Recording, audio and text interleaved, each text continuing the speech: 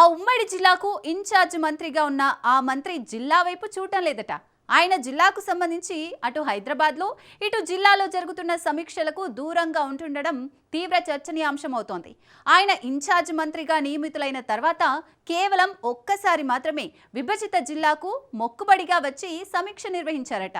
అది కూడా సరైన సమయానికి జరగకపోవడంతో అజెండా ప్రకారం ఉమ్మడి జిల్లాపై పూర్తి స్థాయిలో సమీక్ష చేయలేకపోయారనే విమర్శ లేకపోలేదు. ఇంతకు ఎవరా మంత్రి, ఏదా జిల్లా? Let's watch this story.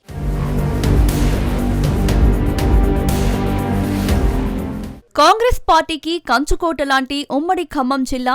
ఈ జిల్లా ప్రజలకు రాజకీయ చైతన్యం ఎక్కువే.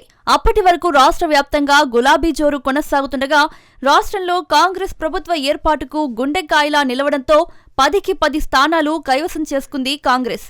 గత అసెంబ్లీ ఎన్నికల్లో అప్రతిహాత విజయాన్ని కాంగ్రెస్ సొంతం చేసుకోవడంతో డిప్యూటీ సీఎం పదవితో పాటు అగ్ర శాఖలు ఈ జిల్లాకు కేటాయించారు. భట్టి, తుమ్మల, పొంగులేటికి కీలక శాఖలు కట్టబెట్టింది. దీనితో పాటు ముఖ్యమంత్రి రేవంత్ రెడ్డి ఉమ్మడి ఖమ్మం జిల్లాకు ఇన్ఛార్జ్ బాధ్యతను రాష్ట్ర పశుసంవర్ధక శాఖ మంత్రి వాకిటి శ్రీహరికి అప్పగించారు. ఇదంతా ఒకెత్తైతే సీఎం కొత్తగూడెం పర్యటనకు వచ్చినప్పుడు ఉమ్మడి జిల్లాపై సమీక్ష చేసి నియోజకవర్గాల వారీగా ప్రధాన సమస్యలను ప్రభుత్వం దృష్టికి తీసుకురావాలని సూచించారట. సీఎం పర్యటన ముగిసి నెలల తరబడి కావస్తున్నా ఇప్పటి వరకు సమావేశం నిర్వహణపై ఎలాంటి అడుగులు పడలేదట.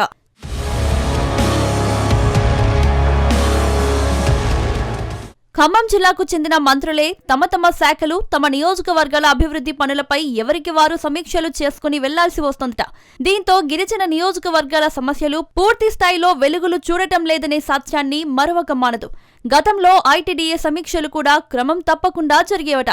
ఐటీడీఏ సమీక్షలు కూడా ప్రణాళికాబద్ధంగా జరగకపోవడంతో గిరిజన ప్రాంత సమస్యలు సకాలంలో పరిష్కారం కాలేకపోతున్నాయట. ప్రస్తుతం ఉప ముఖ్యమంత్రి భట్టి విక్రమార్క, మంత్రులు తుమ్మల నాగేశ్వరరావు, పొంగులేటి శ్రీనివాసరెడ్డి జిల్లాకు వచ్చినప్పుడు నియోజకవర్గాల్లో సమస్యలపై అధికారులతో సమీక్షలు నిర్వహిస్తున్నారు.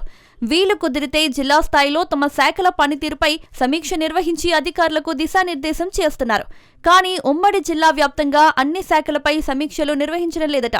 దీంతో ఇతర శాఖలపై ఎవరి అజమాయిషీ ఉండడం లేదనేది జగమరిగిన సత్యం. ప్రధానంగా నీటిపారుదల రంగంతో పాటు దేవాదాయ, అటవీ, విద్య, వైద్యం, తాగునీరు తదితర శాఖలకు సంబంధించి సమస్యలు పెండింగ్లో ఉంటున్నాయనే టాక్ ఉంది.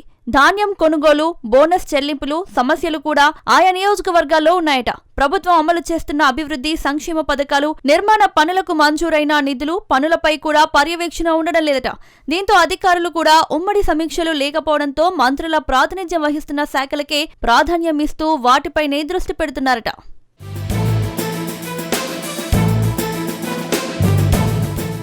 ఇన్ఛార్జ్ మంత్రిగా 3 నెలలకోసారి ఉమ్మడి జిల్లా అభివృద్ధిపై సమీక్షలు నిర్వహించడం, జిల్లా అభివృద్ధికి దిశానిర్దేశం చేయడం, ఎమ్మెల్యేలు, ఎంపీల నుంచి ప్రతిపాదనలు తీసుకోవడం, వాటిని ఆమోదింపజేయడంలో ఇన్ఛార్జ్ మంత్రిది కీలకమైన పాత్ర. కొత్త సంవత్సరం మార్చితో ఆర్థిక సంవత్సరం ముగియబోతోంది. ఆయా శాఖలకు కేటాయించిన నిధులు, పనులపై పూర్తి స్థాయి సమీక్షలు జరిపితేనే మార్చిలోపు పనులు పూర్తయ్యే అవకాశం ఉంటుంది.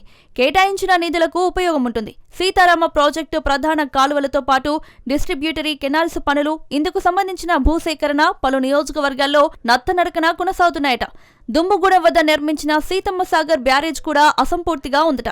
జిల్లాలో సాగునీటి వనరుల వినియోగం, వచ్చే వేసవిని దృష్టిలో పెట్టుకుని తాగునీటి సమస్యపై సమీక్ష, అలాగే పరీక్షల సీజన్ రాబోతున్నందున విద్యాలయాల్లోని సమస్యలు, జిల్లా ఆసుపత్రిలోని సమస్యలపై కూడా పూర్తి స్థాయిలో సమీక్షలు జరపాల్సిన ఇన్ఛార్జ్ మంత్రి సమీక్షలతోనే అన్ని శాఖలు సమన్వయంతో ముందుకు సాగిపోయే అవకాశం ఎక్కువగా ఉంటుంది. పంచాయతీ ఎన్నికలు ముగియగా త్వరలో మున్సిపల్ ఎన్నికలు జరుగుతాయన్న ప్రచారం ఉంది.